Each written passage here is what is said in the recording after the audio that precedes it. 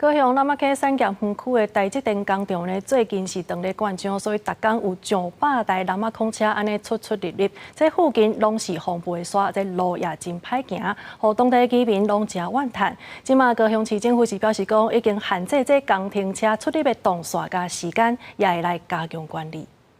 交道不能停留。他们这边危险就是这样啊。南马空车一台接一台，准备要通过滨高道入去工地路了。虽然边有二高地管制，不过三不五时也是会出现大车踏伫铁基路顶的危险画面。台积电批山厂区当日进行灌浆作业，最近从南马空车的出入口改来东门。不过这条高南公路巷啊，双边拢是一线道，这么细条的路，一天24点钟拢有动车在出入。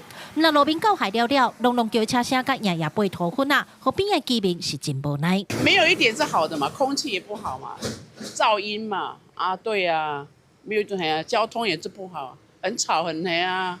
那你们觉得应该怎么办？没有办法，因为你就住在这边呢。因为他要建设的话，你就是没办法嘛，你就是要忍耐，那怎么办？你怎么反应，他也是这样子而已啦。咱实际伫现场甲看，大车的链啊，拢会先用水洗过，有水车甲洗路的车伫边仔等，只要路面变大，就随压水。不过可能是大车真正伤济啊，就算是有咧做，效果嘛无介好，也要有骑奥多摆的民众累残。高雄市府表示，无论是交通也是环境的问题，因拢有咧监控，要求厂商爱处理好势。园区亦成立专责环境管理单位，定期派员检视施工道路路面。若有因施工运输造成路面破坏情形，将紧速修复。采地建相关工程车辆在申请道路通行证时，皆会限定行驶动线与行驶时段，以减少对道路冲击。